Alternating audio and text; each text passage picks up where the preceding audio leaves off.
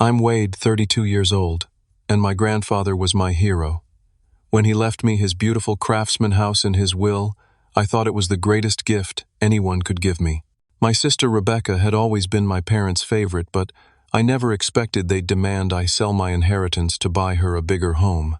The betrayal cut deep, especially when Dad looked me in the eye and said those words I'll never forget.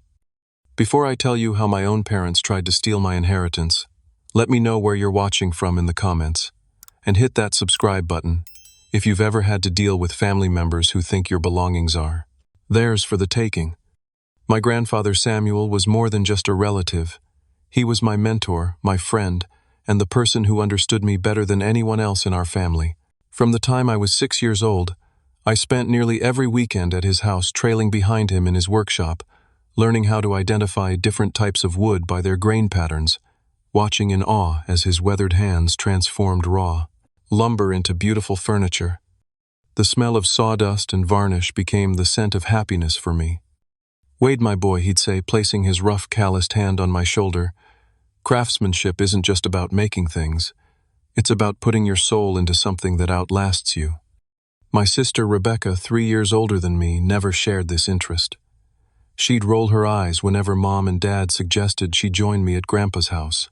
"Why would I want to spend my Saturday getting dirty in that old house?" she'd complain. Instead, she'd stay home talking on the phone with friends or shopping at the mall with Mom. Grandpa Samuel's house itself was a masterpiece. Built in the 1920s, it stood proudly in one of the city's most historic neighborhoods. It wasn't massive by modern standards, but what it lacked in size it made up for in character. 3 bedrooms, 2 bathrooms, a spacious living room with a stone fireplace, and a kitchen with the original cabinetry that Grandpa had maintained meticulously. The crown jewel was the hand-carved woodwork throughout the house, ornate baseboards, window frames, with delicate details, and a staircase banister that curved gracefully to the second floor. The backyard was nearly half an acre, unusual for an urban property, with mature oak trees providing shade over a garden that bloomed spectacularly in spring. A detached garage had been converted into Grandpa's workshop, where he'd taught me everything he knew about working with wood. As I grew older, my weekends at Grandpa's house shaped my future. I pursued architecture in college, fascinated by the intersection of beauty and functionality in buildings. Grandpa beamed with pride at my graduation, telling everyone who would listen that his grandson was going to build beautiful things that matter. Despite landing a good job at a respected architecture firm, I struggled financially. Student loans took a hefty chunk of my monthly income, and the city's high cost of living meant I was renting a small 1-bedroom apartment that consumed nearly 40% of my paycheck. I drove a 10-year-old car and budgeted carefully for every expense. At 32, home ownership seemed like a distant dream. Rebecca, meanwhile, had taken a different path. She'd majored in marketing and, through connections from our parents' country club friends, landed a high-paying job at a prestigious firm right out of college. She married Tyler, a financial advisor from a wealthy family, in a lavish ceremony that our parents paid for entirely. Their wedding gift to the couple was a 2-week honeymoon in Bali, staying at a 5-star resort. The pattern of my parents favoring Rebecca wasn't new. They'd paid for her entire college education while insisting I take out loans for mine. "Your sister isn't as academically inclined as you," they'd explained. "She needs the advantage of graduating debt-free." When she wanted a new car after her promotion, Dad helped her with the down payment. When she and Tyler bought their first house in an upscale neighborhood, our parents gifted them expensive furniture. I never complained about this disparity. I loved my sister despite her occasional entitled attitude, and I understood that parents sometimes develop different relationships with their children. Besides, I had Grandpa Samuel, who saw something in me that my parents didn't seem to notice. In the last few years of his life, Grandpa's health began to decline. First came the arthritis that made woodworking painful, then the heart problems that left him short of breath, and finally the cancer diagnosis that changed everything. When he refused to move to a nursing facility, I started visiting daily, helping with medications, cooking meals, and simply keeping him company. Rebecca visited occasionally, usually for brief, awkward periods, where she'd sit uncomfortably in the living room, checking her watch and making excuses to leave early. My parents came more regularly, but focused mainly on discussing treatment options and practical matters rather than simply being present with him. During those final months, Grandpa and I had many long conversations about life regrets, hopes, and the nature of family. Sometimes we'd sit in comfortable silence, watching baseball games or old westerns on his television. Other times he'd tell me stories about his youth, about building the business he'd eventually sold for a comfortable retirement, about meeting and falling in love with my grandmother who had passed away a decade earlier. When he died 6 months ago, I felt like a part of me had been torn away. The funeral was a blur of faces and condolences, with me moving through the motions like a sleepwalker. Through my grief, I noticed that while Rebecca cried appropriately at the service, she was back to posting vacation photos on social media just 3 days later. My parents mourned in their practical way, efficiently sorting through paperwork and making necessary arrangements. None of us knew then how Grandpa's final gift to me would upend our family dynamic forever. 2 weeks after the funeral, we gathered at the office of Martin Coleman, my grandfather's attorney. The wood-paneled room with its leather chairs and bookshelves filled with legal tomes seemed appropriate for the occasion, as if the setting itself honored Grandpa's appreciation for craftsmanship. Martin, a bald man with wire-rimmed glasses and a gentle demeanor, explained that Grandpa had updated his will just 6 months before his death. He'd been very specific about his wishes and had written letters to accompany the legal document. "The estate is fairly straightforward," Martin explained, adjusting his glasses. "Samuel's investments and savings will be divided equally among his 4 grandchildren when they each reach the age of 30. This meant my cousins from my uncle's side would receive their portions in the coming years, while Rebecca and I would get ours immediately." Then came the surprise. The house at 723 Maple Street, along with all its contents and the detached workshop, is bequeathed solely to my grandson Wade Alexander Harrison. The silence in the room was absolute. I felt everyone's eyes turn toward me as Martin handed me an envelope with my name written in Grandpa's familiar handwriting. My hands trembled slightly as I opened it. "Dear Wade," the letter began. "If you're reading this, I've moved on to whatever comes next. Don't waste too much time grieving. You know I've never been patient." Despite the solemnity of the moment, I smiled at his characteristic directness. "I'm leaving you the house because you're the only one who truly appreciates what it represents. It's not just wood and glass and concrete. It's a testament to the belief that things should be built to last, that beauty matters in our everyday surroundings, and that a home should tell the story of those who live within it. You understand this in a way the others don't. Take care of the old place. Update what needs modernizing, but preserve its soul. Add your own chapter to its story.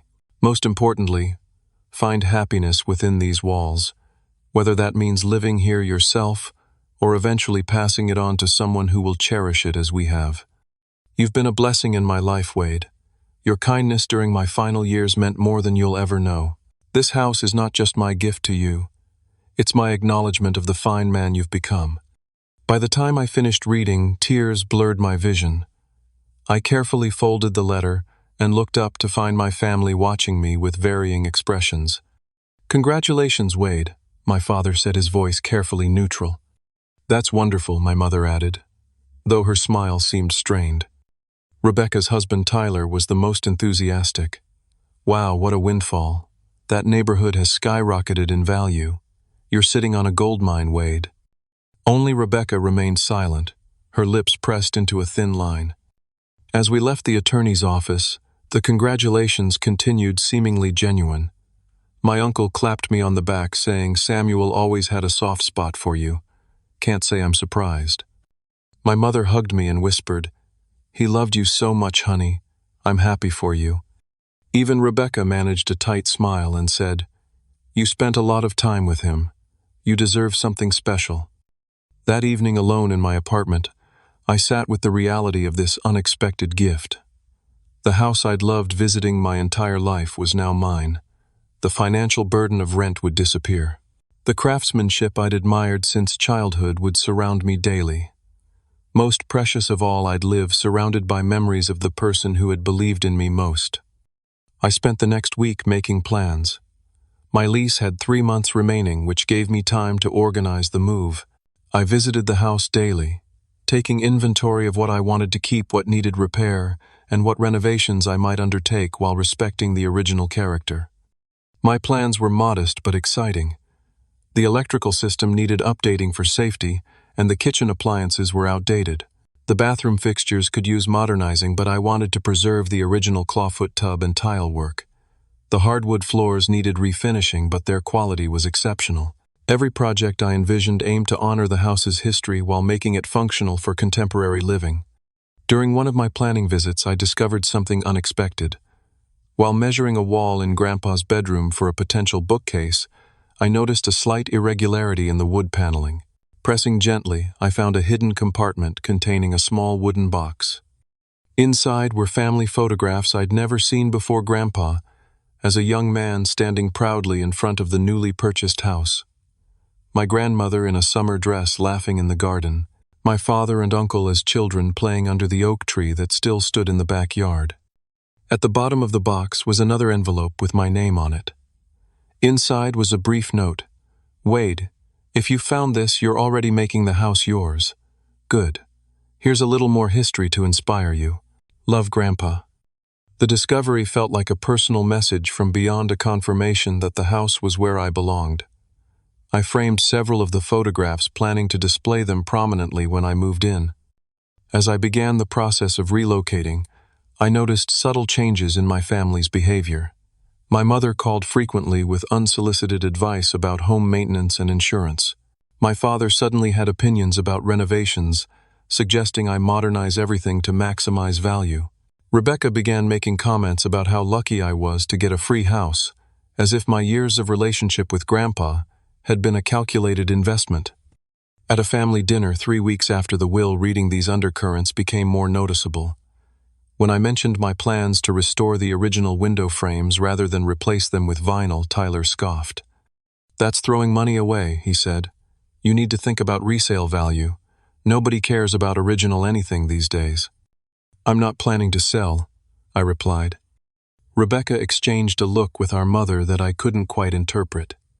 As the dinner progressed, I noticed more whispered conversations and meaningful glances among my family members. When I left that night, I felt an uneasiness I couldn't explain, as if something was brewing beneath the surface of our usual interactions. That feeling proved all too accurate in the weeks to come. 6 weeks after inheriting the house, I had settled into a comfortable routine.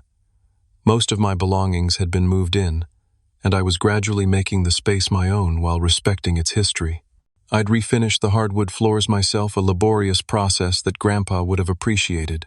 The gentle glow of the restored wood gave the entire house a warm ambiance that filled me with satisfaction every time I walked through the front door.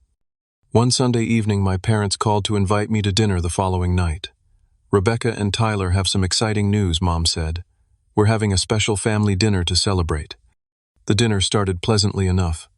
Mom had prepared her signature roast beef with all the trimmings, and Dad opened an expensive bottle of wine. The atmosphere felt festive, though I noticed Rebecca seemed unusually nervous, fidgeting with her napkin and glancing frequently at Tyler. After the main course, as Mom served apple pie, Rebecca stood up holding her water glass. "We have an announcement," she said, her face breaking into a wide smile. "Tyler and I are expecting—" The table erupted in excitement. Mom burst into tears of joy while Dad pounded Tyler on the back with congratulations. I genuinely shared their happiness, standing to hug my sister. "You're going to be an amazing mom," I told her. "And you'll be Uncle Wade," she replied, her smile seeming sincere for the first time in weeks. As the initial excitement settled, Rebecca continued, "And there's more. We're having twins." This announcement triggered another round of celebrations. My parents were ecstatic at the prospect of 2 grandchildren at once. The conversation quickly turned to preparations, with Mom already planning a nursery and Dad offering financial advice about college savings accounts. After dessert, as we moved to the living room for coffee, the mood subtly shifted. Rebecca and Tyler exchanged glances before Tyler cleared his throat. "With the twins coming, we've been thinking about our living situation," he began. "Our house is really too small for a family of 4. Rebecca nodded earnestly. 3 bedrooms sounds like enough, but with 2 babies, plus we both work from home sometimes, and we'll need space for a nanny." We've been looking at larger houses in Lakewood Estates. Tyler continued naming one of the most exclusive neighborhoods in the city, but the market is crazy right now. Everything is overpriced. I nodded sympathetically, not yet realizing where this conversation was heading. It's so frustrating, Rebecca sighed. Here we are about to have 2 babies and we can't find a suitable home while Wade has that huge house all to himself. The comment hung in the air. I felt the first stirring of unease. The house isn't that big, I said carefully. It's only 3 bedrooms. But it's just you, Rebecca countered. What do you need 3 bedrooms for? Before I could respond, I noticed my parents exchanging meaningful glances. Dad cleared his throat in the way he always did before making what he considered an important point. Actually, Wade, there's something we wanted to discuss with you about the house. The conversation was interrupted by Tyler's phone ringing. He stepped out to take the call, and the moment passed. We shifted to safer topics for the remainder of the evening, but I left with a sense of foreboding like dark clouds gathering on the horizon. The following morning, as I was measuring for bookshelves in what would become my home office, the doorbell rang. I opened the door to find my parents standing on the porch looking unusually serious. We were in the neighborhood and thought we'd stop by, Dad said, though something in his tone suggested this wasn't a spontaneous visit. I invited them in, offering coffee. As we sat in the living room, I noticed them glancing around as if seeing the house with new eyes. "You've done nice work with the floors," Mom commented. "It looks brighter in here." After a few minutes of small talk, Dad leaned forward, hands clasped between his knees. "Wade, we need to talk about something important," he began. "It's about the house." "What about it?" I asked, though I already suspected what was coming. "Your mother and I have been thinking. With Rebecca expecting twins, their need for a larger home is urgent. Meanwhile, you're a single man with a house that's really too big for just one person." I remained silent, waiting for him to continue. "We think the fair thing would be for you to sell this house," he stated flatly. "The market is excellent right now. You could make a substantial profit. You could split the proceeds with your sister, allowing her and Tyler to buy a suitable home for their growing family. You could still buy yourself a nice condo with your half." The proposal hit me like a physical blow. I looked from my father to my mother, who was nodding in agreement. "This house was Grandpa's gift to me," I said finally. "He specifically wanted me to have it." "Samuel couldn't have known Rebecca would be having twins," Mom replied. "Family circumstances change. We need to adapt." "Rebecca's need is greater than yours right now," Dad added. "She's starting a family. This is about the next generation." The implication was clear. My sister's life choices were more valuable than mine. Her needs more important. Her future more worthy of investment. "I'm sorry," I said firmly. "I don't want to sell the house. Grandpa left it to me for a reason, and I intend to honor his wishes." My father's face hardened. "I'm disappointed in your selfishness, Wade. This is a free house that fell into your lap. Your sister has worked hard for everything she has." The unfairness of this statement was staggering. Rebecca had been given every advantage while I had worked my way through college and supported myself entirely since graduation. Furthermore, I had been the one who spent time with Grandpa, especially in his final months. "I'm not being selfish," I replied, keeping my voice level with effort. "I'm respecting Grandpa's final wishes. The house means something to me beyond its monetary value." My parents left shortly afterward, their disappointment palpable. My mother's parting words were, "Just think about it, Wade. Family should come first." The pressure didn't stop there. Over the next few days, I received a barrage of texts and calls. Rebecca sent tearful voice messages about how I was ruining her baby's future before they were even born. Tyler called with detailed financial arguments about how selling the house was the rational choice. Even distant relatives I rarely spoke with reached out to reason with me. The most painful call came from Rebecca late one night. "How can you be so cold?" she sobbed into the phone. "These are your niece and nephew we're talking about. Don't you want them to have the best possible start in life? A proper home with enough space to grow up happy and healthy. Your current house is perfectly nice," I reminded her. "Lots of families raise children in much smaller spaces. But we need more room. The nursery would have to be so small, and where would the nannies sleep? and we'd have no dedicated home office spaces. Wade, you're being cruel for no reason. It's just a house. You could buy another one. When I remained firm, she escalated. You know, Mom and Dad always said you were the reasonable one, the kind one. I guess they were wrong. I guess getting a taste of wealth has changed you. After hanging up, I sat in Grandpa's old armchair, running my hand over the worn leather armrest where his hand had rested thousands of times before. I wondered what he would advise me to do in this situation. Somehow I knew he wouldn't want his gift to become a source of such bitter division. Yet I also knew he wouldn't want me to surrender to emotional manipulation. The house represented something precious, not just family history, but a philosophy about craftsmanship, permanence, and caring for beautiful things. Selling it to finance my sister's upgrade to an even more luxurious lifestyle felt wrong on a fundamental level. As I sat there in the quiet house, I realized this conflict was about much more than property. It was about patterns of favoritism that had existed my entire life, about the assumption that my needs and wants would always take a back seat to Rebecca's, and about whether I would finally stand up for myself. A week after my parents' surprise visit, I received a text message from my father: family dinner at our house tonight. 6 p.m. Important family matters to discuss. Be there. The directive tone left no room for negotiation. When I arrived at my parents' suburban home that evening, I immediately sensed the atmosphere of an ambush. Rebecca and Tyler's car was already in the driveway, along with my Uncle Robert's sedan. Inside, the dining room table was set formally, as if for a special occasion, but the mood was tense.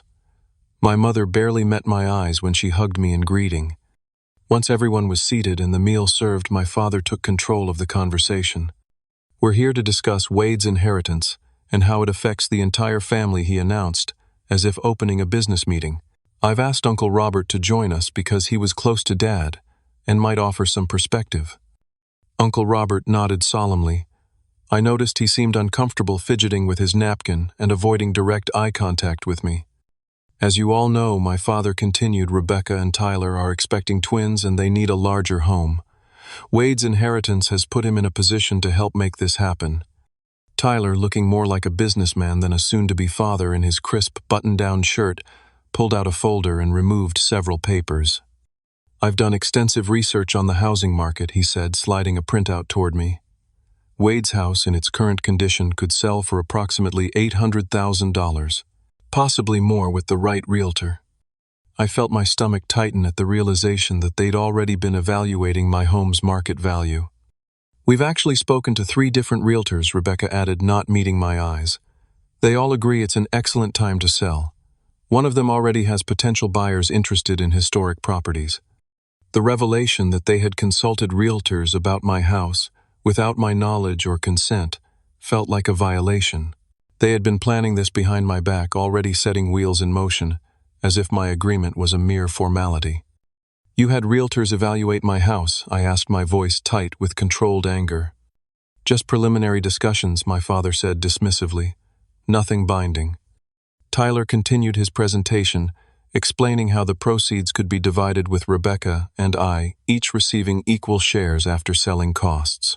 He had even prepared a spreadsheet showing how much Rebecca and he would need for a down payment on their desired home in Lakewood Estates, and how much I would have left to invest in a suitable property for a single person. As Tyler spoke, Rebecca suddenly placed her hand on her stomach and interjected.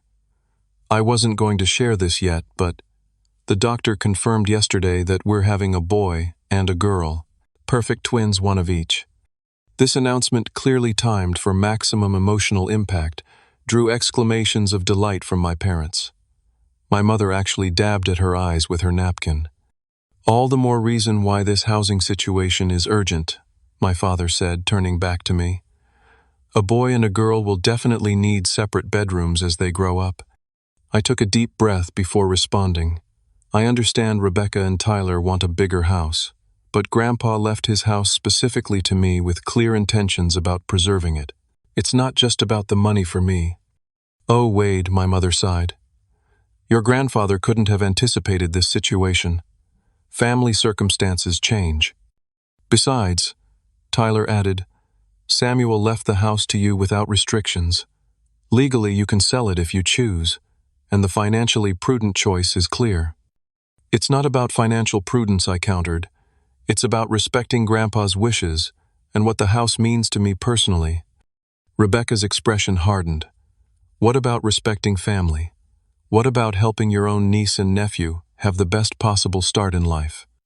The conversation continued to circle around the same points: their insistence that selling was the only reasonable option and my resistance to the idea. Uncle Robert remained mostly silent, occasionally nodding at points made by my father, but offering little direct input. After nearly an hour of increasingly tense discussion, my father finally lost patience. His face flushed red as he slammed his hand on the table, causing the silverware to jump. Enough of this, Wade. Your selfishness is unbelievable. This is a free house that you did nothing to earn. Your sister has always worked hard for everything she has while you've been coddled by your grandfather. The unfairness of this accusation left me momentarily speechless. Rebecca had been the one given every advantage while I had worked my way through college with minimal parental support. Either you agree to sell that house and share the proceeds with your sister, my father continued, his voice rising, or you're not my son anymore. I mean it, Wade. This is about what kind of person you choose to be. The ultimatum hung in the air like a thunderclap. My mother gasped softly but didn't contradict him. Rebecca looked down at her plate while Tyler maintained a cool, evaluating expression. Only Uncle Robert showed visible discomfort, shifting in his seat and clearing his throat awkwardly. You'd disown me for not giving Rebecca my inheritance, I asked quietly.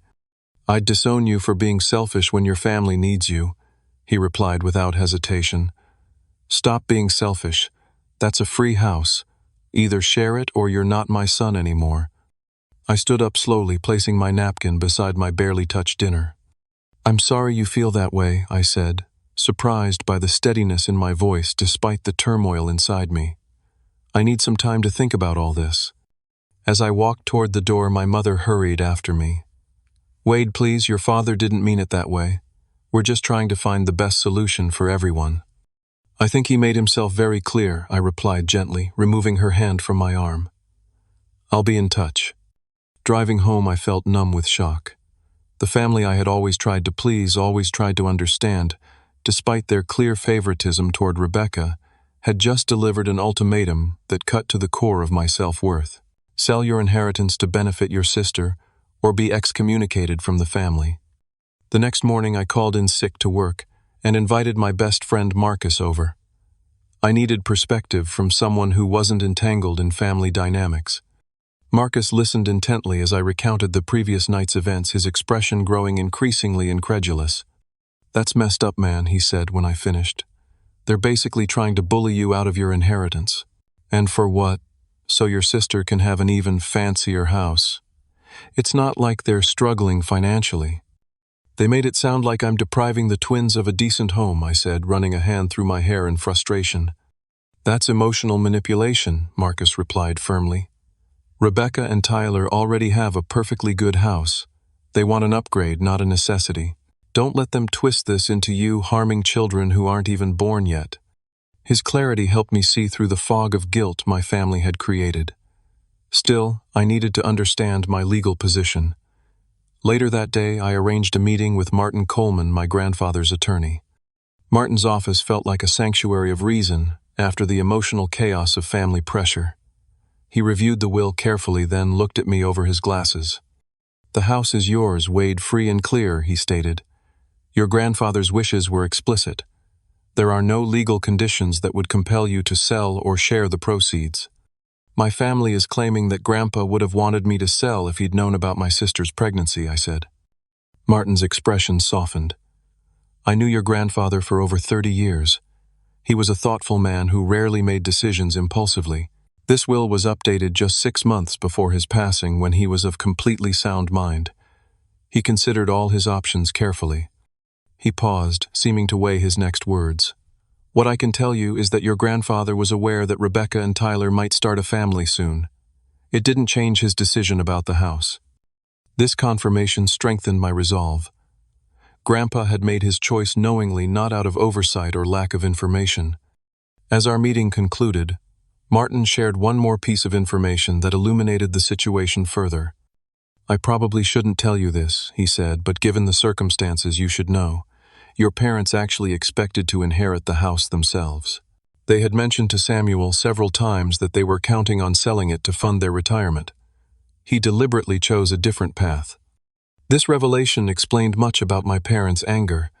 Their ultimatum wasn't just about Rebecca's needs, it was about their own thwarted expectations. They had counted on the house as part of their financial future and were now trying to salvage something from what they perceived as a loss. Driving home from the lawyer's office, I came to a difficult realization: my family would never respect my ownership of the house. Even if I refused to sell now, the pressure would continue. Every family gathering would become a battlefield. Every milestone in the twins' lives would be an opportunity to remind me of my selfishness. The house that should bring me joy would instead become a source of constant conflict. Something had to change, but surrendering to their demands felt wrong on a fundamental level. There had to be another way, a solution that honored Grandpa's intentions while freeing me from this toxic situation. As I pulled into the driveway of the craftsman house that evening, watching the setting sun illuminate the stained glass panel in the front door, an idea began to form in my mind. For the next several days, I retreated into solitude within the house, ignoring most calls and texts from my family. I needed space to think clearly away from their emotional manipulation and ultimatums. I told them I was considering their proposal, but needed time to process everything. Each evening after work, I walked through the rooms of the house, absorbing its character, running my fingers along the hand-carved woodwork, and trying to connect with what my grandfather had truly intended by leaving it to me. In his bedroom, I reopened the hidden compartment and studied the old photographs, seeking guidance from the past. One image in particular caught my attention: Grandpa standing proudly beside an elderly woman in front of the house, both holding a plaque of some kind. I hadn't noticed this detail before. Using a magnifying glass from his desk drawer, I could just make out the words "Historical Preservation Society" on the plaque. This discovery sparked an idea. The next morning, I contacted the local Historical Preservation Society and asked if they had any records about my grandfather's involvement.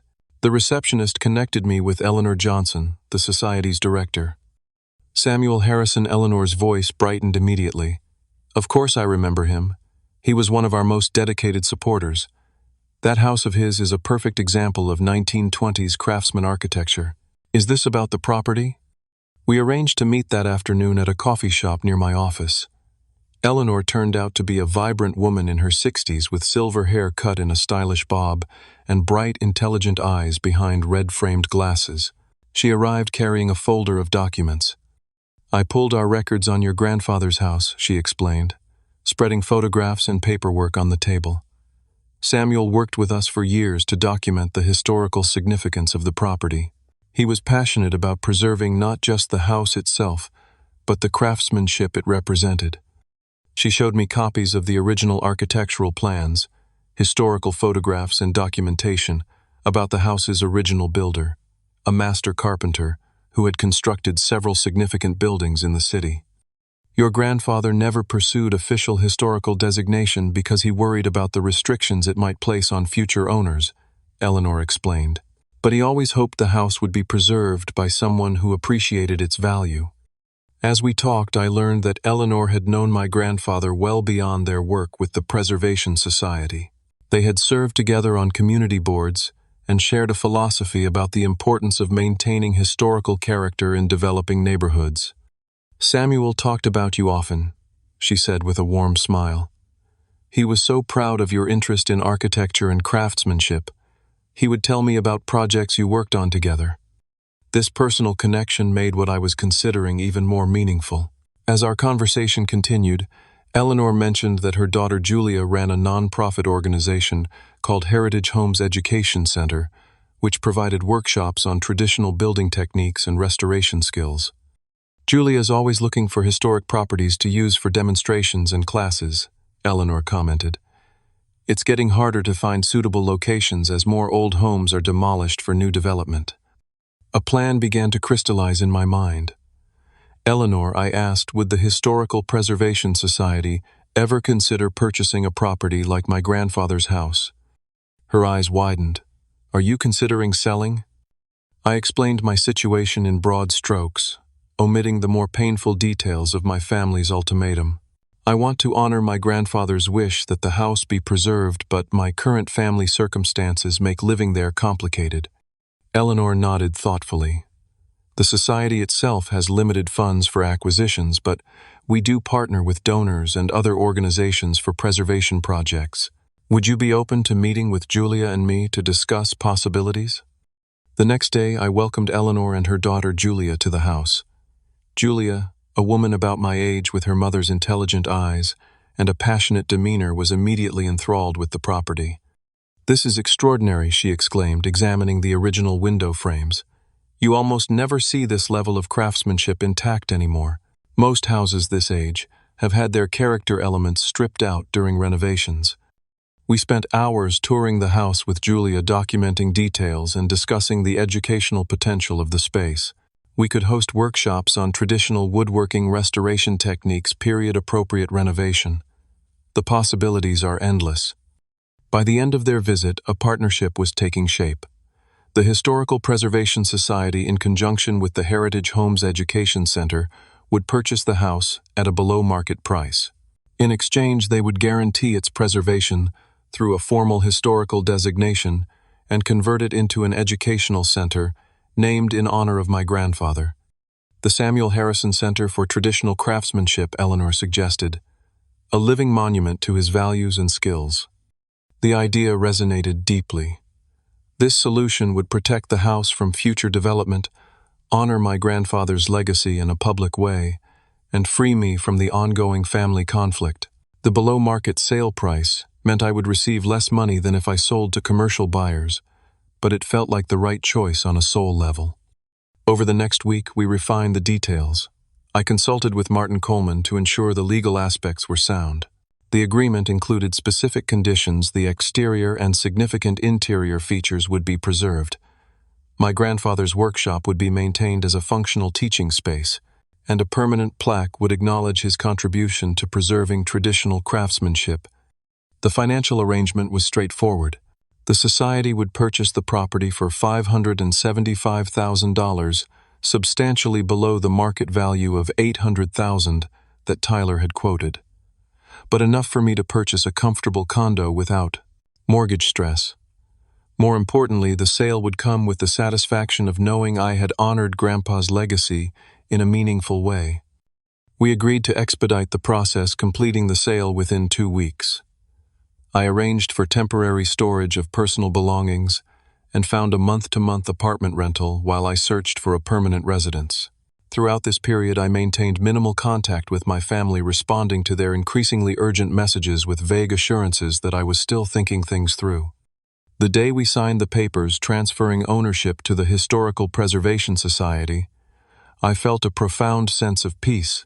Eleanor and Julia had already begun planning the center's programming, with the first woodworking workshop scheduled for the following month.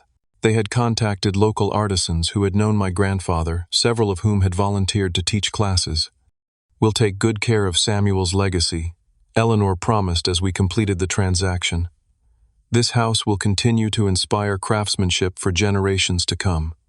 That evening, as I packed the last of my personal belongings, I found myself talking aloud to my grandfather in the empty rooms. "I hope you approve of this decision, Grandpa," I said to the quiet house. "It wasn't what either of us expected, but I think it honors what you valued most." A gentle breeze stirred the curtains in the workshop, sending a swirl of dust motes dancing in the last rays of sunlight. I chose to take it as a sign of his approval. After completing the sale, I moved into a temporary apartment and deliberately maintained a low profile with my family. When they called or texted about the house, I gave non-committal responses, suggesting I was still considering their proposal. This wasn't entirely dishonest. I had considered their proposal and found it lacking in respect for both my grandfather's wishes and my own autonomy. Eleanor and Julia moved quickly to begin setting up the education center.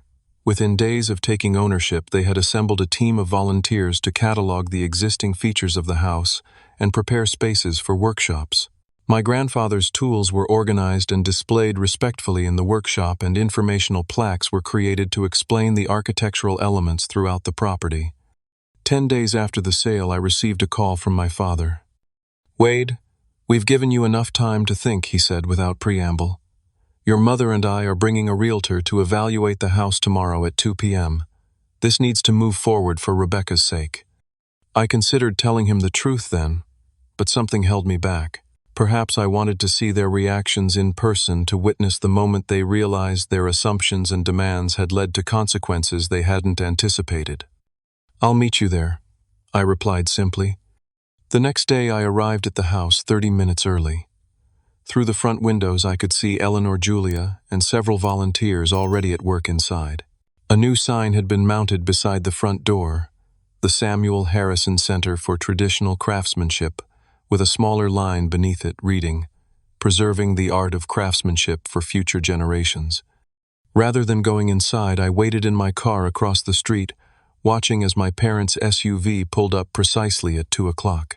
Rebecca and Tyler arrived moments later in their luxury sedan, followed by a woman in a business suit, who I assumed was the realtor. The group gathered on the sidewalk, talking animatedly as they approached the front walk.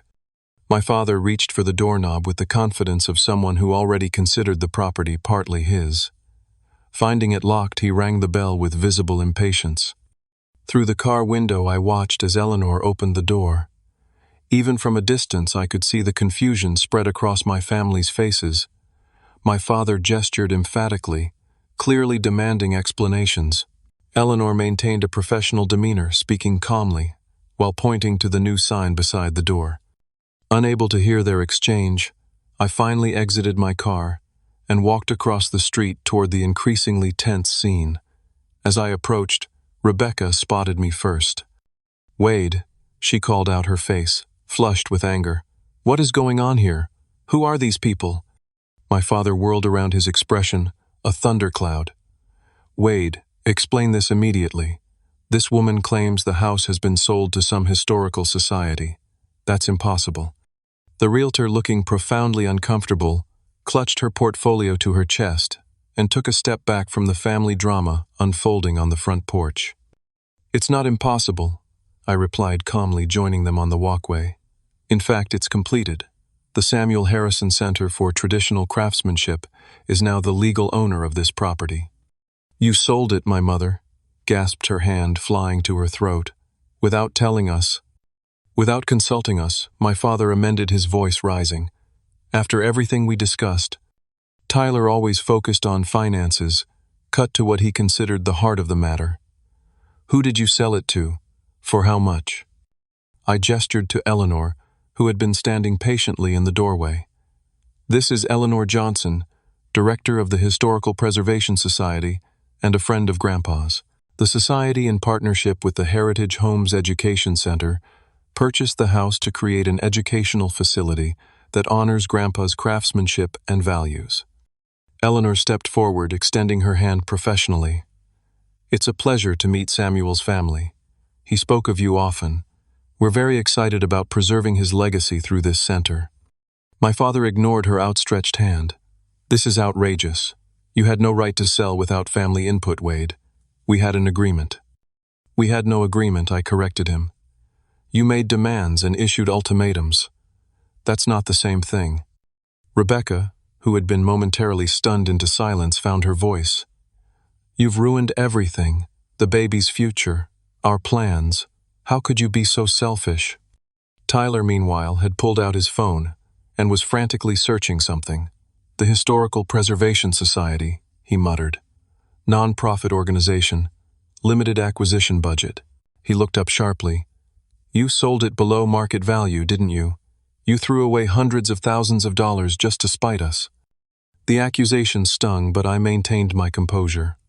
"I sold it to an organization that will honor Grandpa's legacy and preserve what he valued. The price was fair for what mattered most." "What about what matters to your family?" my mother demanded, tears forming in her eyes. "Your sister's needs, your future niece and nephew." "My family issued an ultimatum," I reminded her. "Sell the house to benefit Rebecca, or be disowned."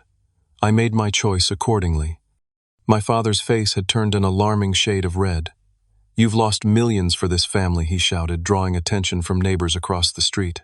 "That house could have set up Rebecca's children for life. Instead, you've given it away to strangers."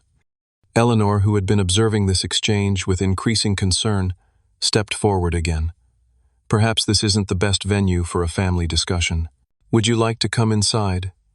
We could talk more privately about the center and how it will honor Samuel's memory.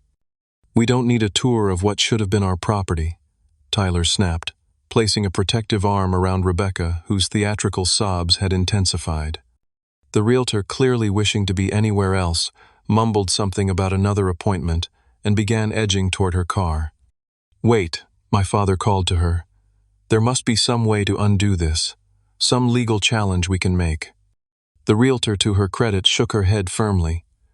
If the sale has been completed and recorded, there's nothing to be done. I'm sorry, but I can't be involved in this situation. She hurried to her car and drove away, leaving my family staring after her in disbelief.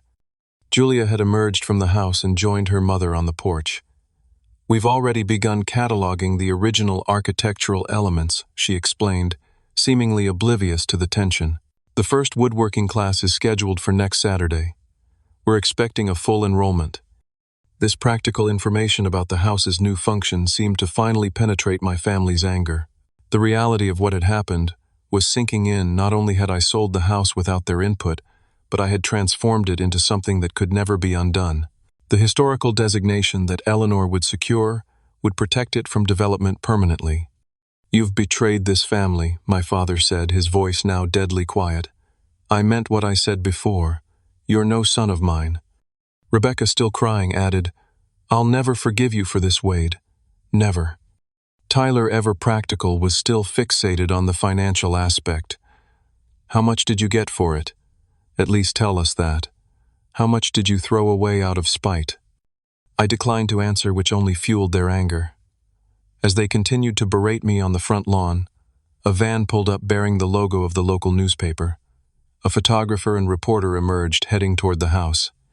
We're here for the story about the new Samuel Harrison Center, the reporter explained, notepad in hand.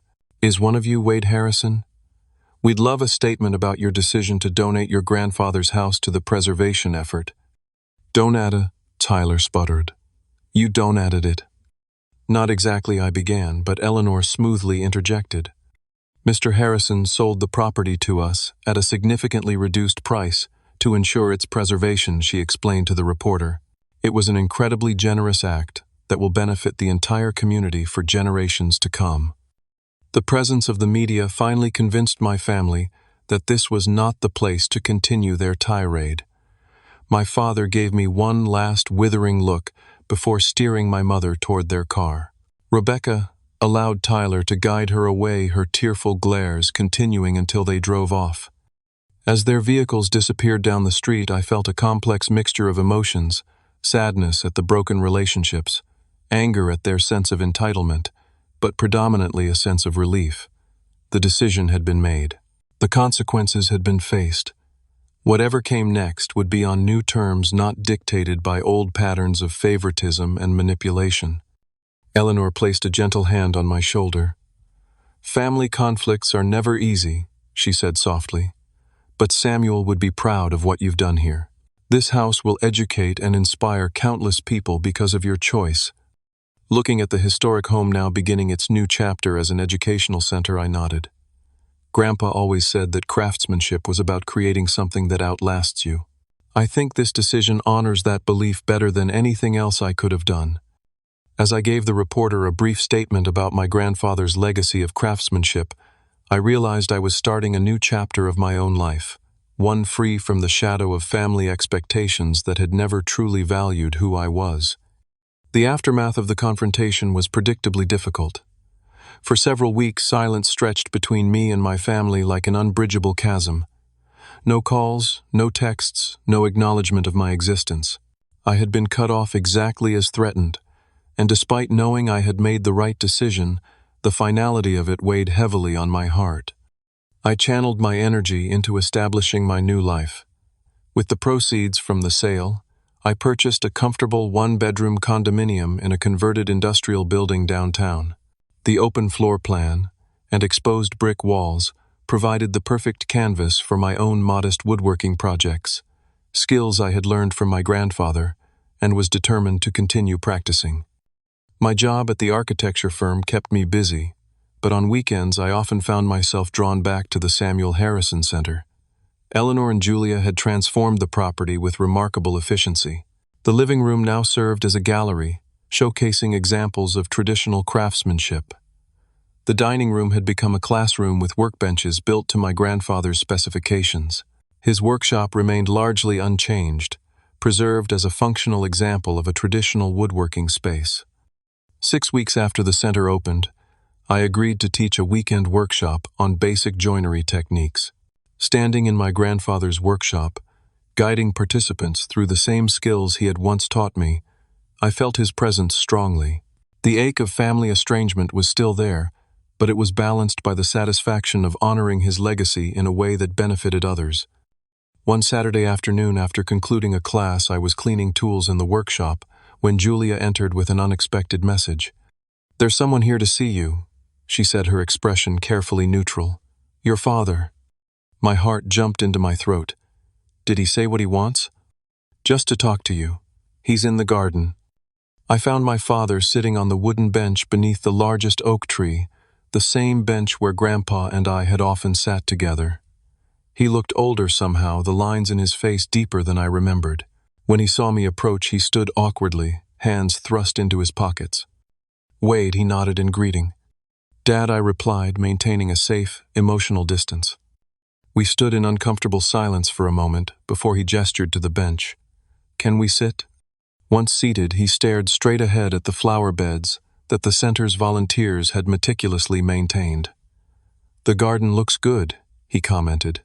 "Your grandfather would approve." "The volunteers have done great work," I agreed cautiously. Another silence stretched between us, until he finally turned to face me. "I came to say I was wrong," he said, the words seemingly difficult for him to pronounce. "About the house, about the ultimatum, about a lot of things." The admission stunned me. My father had never been one to acknowledge mistakes. "What changed your mind?" I asked. He sighed heavily. "I've been doing a lot of thinking, and your mother and we've had some long conversations. She actually refused to go along with disowning you. Said if I meant it, I'd be losing her too." This was another surprise. My mother had always deferred to my father's judgments. "The thing is," he continued, "seeing this place now, what they've done with it. I started to understand what your grandfather was trying to preserve. It's not just a building, it's something more." He gestured toward a group of visitors being led on a tour through the garden. "Last week I came by anonymously, took the public tour. The guide talked about Samuel's craftsmanship philosophy about building things to last generations. It made me realize I never really knew my own father that way. You did." I remained silent, allowing him space to continue. "Rebecca and Tyler are still angry," he admitted. "They found another house not as grand as they wanted but suitable. They're managing. The twins are due in 3 months." "I'm glad they found a place," I said sincerely. "The thing is, Wade, I realized we were asking you to sacrifice something meaningful to you for Rebecca's want, not need. We've always done that, haven't we? Expected you to step aside for her." The acknowledgement of this lifelong pattern nearly took my breath away. I had never expected him to recognize it, let alone articulate it. "Yes," I said simply. "You have." He nodded slowly. "I'm not proud of that. Your mother pointed out that we never even thanked you for all the time you spent with Dad in his final months. We took that for granted, too." We sat in silence for a few minutes, watching butterflies dance among the late summer flowers. "I don't expect instant forgiveness," he finally said, "but I'd like a chance to do better. To be the father you deserve, not just Rebecca's dad." The sincerity in his voice touched something deep within me. "I'd like that too," I replied. "It might take time." "Time I've got," he said, offering a tentative smile. "Your mother would love to see you. Maybe dinner next week, just the 3 of us." We made plans for the following Thursday, and as he stood to leave, he looked back at the house with new appreciation. "You know your solution was better than anything we proposed. Dad's legacy lives on here. That matters more than the money ever could." Over the following months, reconciliation came slowly but steadily. My mother, freed from following my father's lead in family matters, revealed a warmth I hadn't experienced from her in years. My father made consistent efforts to connect with me on my terms, even asking to learn basic woodworking skills. Rebecca's journey was more complicated. The birth of the twins, Alexander and Emma, initially hardened her resentment as she blamed me for their inadequate housing situation. But parenthood gradually softened her perspective. When the babies were 4 months old, she unexpectedly brought them to the center. "I thought they should know something about their great-grandfather," she explained awkwardly, "even if they'll never meet him." It was a small olive branch, but I accepted it gratefully. As we toured the center together, Rebecca seemed to see our grandfather through new eyes, appreciating the legacy of craftsmanship she had previously dismissed. "I never really knew him," she admitted, as we sat in the garden watching her husband walk the sleeping babies in their stroller. "I was so busy with my own life I missed knowing someone important." "He would have loved these two," I told her, nodding toward the twins. She smiled faintly. "Would you tell them about him sometimes? Share the stories I never bothered to listen to?" The request was her way of acknowledging what had been lost and what might still be salvaged. "I'd like that," I replied. Meanwhile, my own life expanded in unexpected ways. Teaching at the center introduced me to a community of people who shared my values about craftsmanship and preservation. Eleanor became a mentor and friend, including me in preservation projects around the city. Julia and I developed a close friendship that gradually evolved into something more, our shared passion for architectural history, providing common ground for a deepening relationship. 1 year after the center opened, we hosted a special exhibition of my grandfather's furniture pieces, borrowed from family members and friends who had received his handcrafted gifts over the years. The event drew unexpected attention, including a feature in a national magazine about traditional craftsmanship. Standing in the packed gallery on opening night, surrounded by the fruits of my grandfather's lifetime of skilled work, I felt a profound sense of rightness. My parents and sister were there, genuinely supportive now. Eleanor and Julia stood proudly by the displays they had worked so hard to create. Community members examined the exhibits with appreciation and respect. In that moment, I understood that inheritance isn't just about property or money. It's about values, knowledge, and perspective. My grandfather's true gift wasn't the house itself, but the appreciation for craftsmanship and integrity he had instilled in me. By honoring those values, even at the cost of temporary family peace, I had preserved something far more valuable than real estate. The journey hadn't been easy. Standing up to family pressure required courage I hadn't known I possessed.